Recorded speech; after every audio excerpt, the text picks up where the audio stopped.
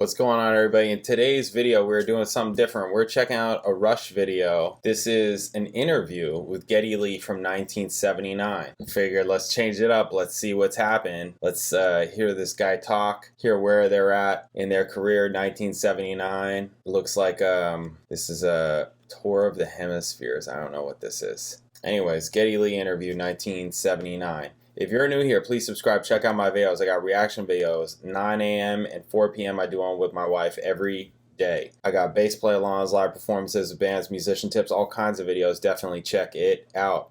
In the description below, Amazon affiliate links to Rush vinyl and all kinds of other things in the description. Links, information, check it out. All right, let's see what this is about. Geddy Lee interview. I have not seen an interview of these people. I mean, I know that this is just Geddy Lee, but I mean Rush as a whole. I haven't seen any of that, so we'll be checking Geddy Lee out today and see what he has to say. Let's do this. Bam. Geddy Lee, you've been touring now for how many years? About 10 years? Well, professionally in the United States and around the world about 5 years. About 5 years. How many concerts do you average way a year? off. Oh, about 200. 200 gigs a year. 200 concerts a year for 5 years. How long can you keep that? As long as we can. As long as we're still standing. You're going back to England for just 2 dates, I understand. What's that? Yeah, they want us. So there's a place right in the center of England that's big enough to house our entire show. So we're going over and doing 2 dates in that one arena and coming home. Can you make money on going over there for just 2 dates? Oh, yeah. Jesus. It's a big place. How many people do you expect to bring out there for each show? There should be approximately 10,000 each night. That's a giant hall for England. Most English halls average from 2,000 to 3,000 people. Are you going to be recording over there or coming back and doing it here? We're going to do it in Canada this time, which is the first time we've done it in Canada for quite a while. We'll be recording just outside of Montreal at the studio. Where is it? Well, the direction of the next album is it's a definite move not to conceptualize. So there isn't any long conceptual pieces. There is one tune that's about 10 minutes long that is a little story. There's another tune that's about 7 minutes long. It's sort of a description.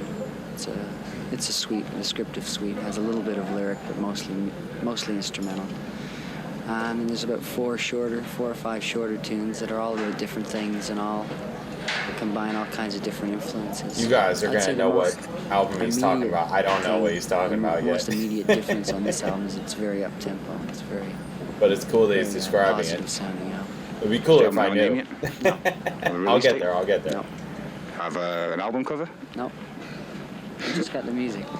Who do you hang around with in the concert scene or the music scene in Canada? Are you a sort of an insular band, or is there are you friends with all the other heavy bands? Well, I guess us and Max Webster are about sort of real good chums. They're about the only other musicians we really spend a lot of time with. And there's an English band that we hang around with a lot called UFO. And that's about it, really. And then we've got various friends that we tour with and run into from time to time. Pat Travers is another one. There's a whole bunch of people we know all around the world. You just see them at different times. Max Webster's the most consistent. You have a reputation for helping young bands. Who are your favorite young artists these days? Well, there's a lot of bands that we work with that, are good friends of ours that are very talented. People like Max Webster, Wireless, and various Canadian acts. We like to give them a hand. You've got to be, would you say, well, I would say that you're the biggest thing in Canada right now. How far ahead of the competition do you think you are in terms of just gross sales and the business side of this thing? I have no idea. I try not to think in terms of competition.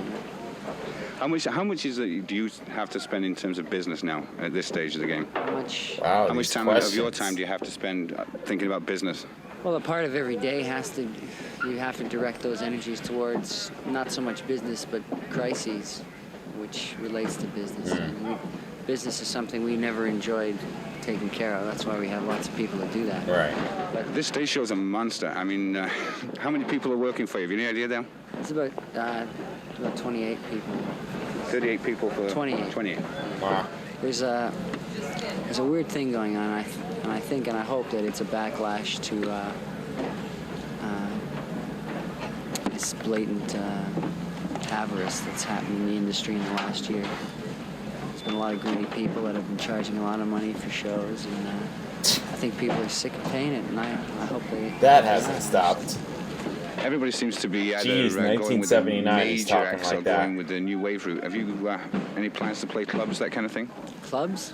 I don't think so. We were a band that never really enjoyed playing clubs. When we were playing clubs, it was always a hassle. You know, it was always had to watch the volume, and back then clubs weren't nearly as sophisticated as they are now. And it was really a lot of trouble to do a club. There was a couple of clubs we liked to play, but Wow. we're more of a concert band. I think we'll stay there. Yeah. Have a hell of a job getting this equipment Yeah, in they the will. club. Yeah, sure would. What are your That's cool. dreams? Where are you going to go? Where do you see yourself 5 years from now, 10 years from now? I really try not to think that far ahead, you know, because there's really no point. I'm in a really volatile position.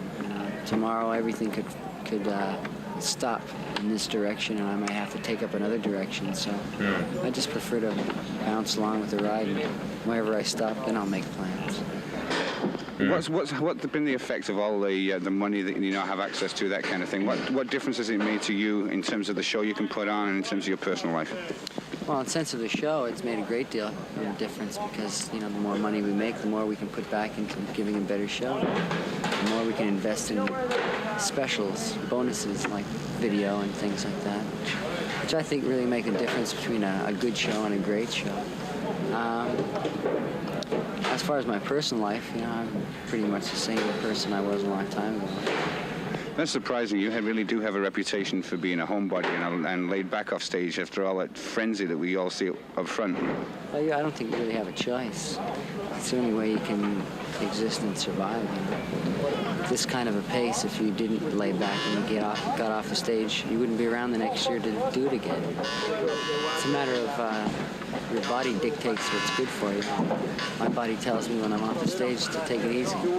Your recent albums have been monumental, if you will. I mean, they've been big pieces of work. I understand you're going to try and get back into writing songs. Yeah, that's the whole reason for the next album, and part of the reason for this tour is to write songs again. We've taken our conceptual pieces pretty much as far as we can for the moment. I'm sure we will return at one point, but for the moment we'd like to write songs, and that's what we did.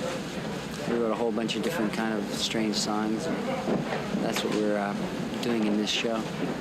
What's the average length of them?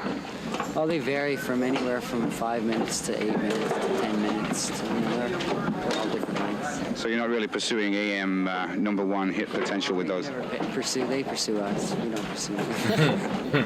If we happen to have a hit on this album, that's great. If we don't, that's great too. We've never really thought much one way or another.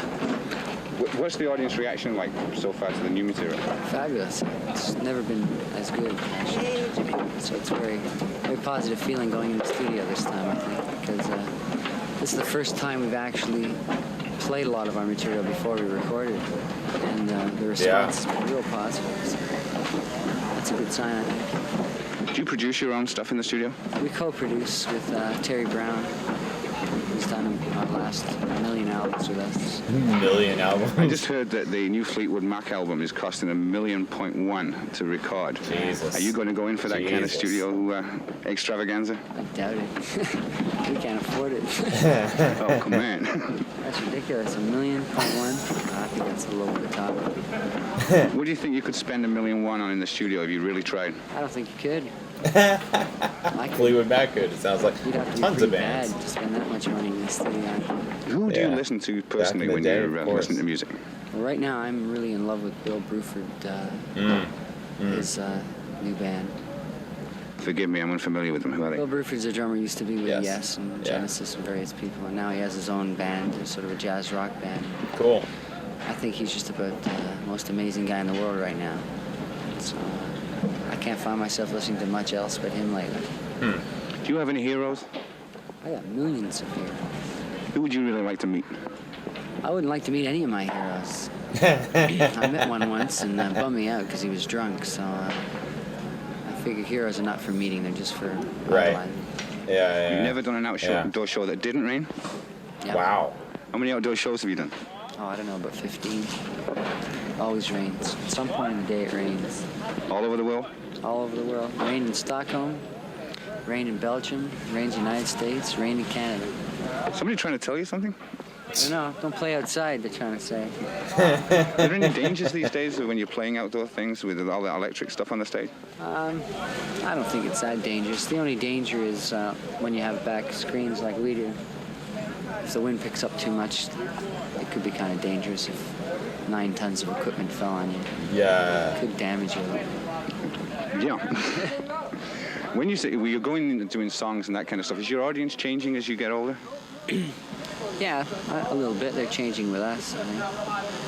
I mean, you can't really be sure what's going on out there, but I do have a sense that a lot of our fans have been with us for a long time, and every time around we seem to be growing a bit more, so I think we're attracting younger people. I think that's good. You're getting younger, new audiences every time you go out? Yeah, I think so. And I hope they'll grow along with us as long as we can keep happening. Nice. That was cool to watch.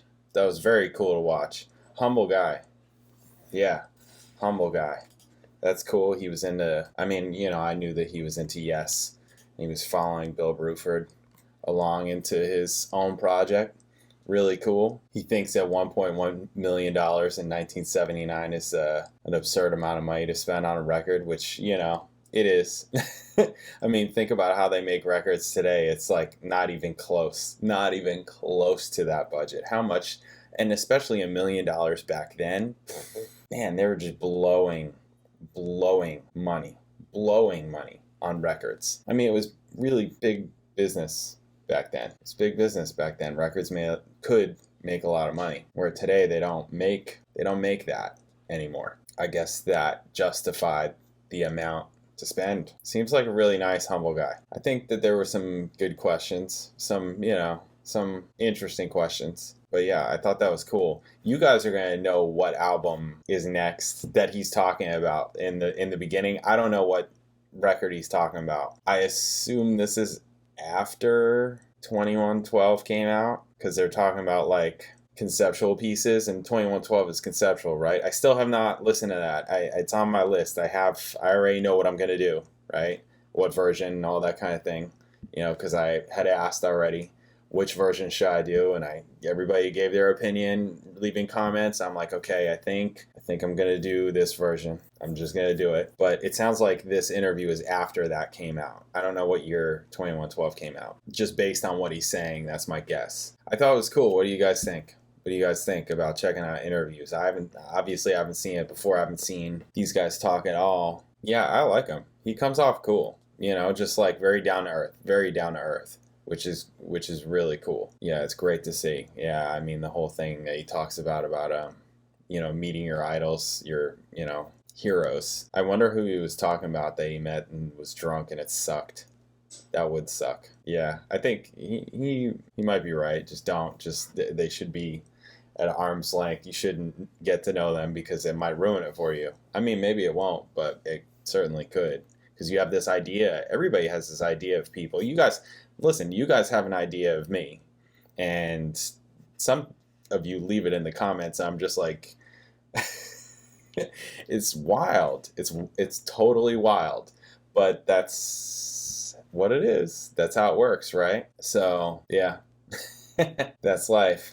All right, awesome, great. I thought it was cool. I'm really glad that I watched it. Thanks for watching. Check out my videos, all kinds of videos, reaction videos, 9 a.m., 4 p.m. I do one with my wife every day. I got bass Playalongs, live performances with bands, musician tips, all kinds of videos. In the description below, Amazon affiliate links to Rush Vinyl and all kinds of other things in this description, links, information, stuff. Check it out. Thanks for watching. I'll check you in the next video.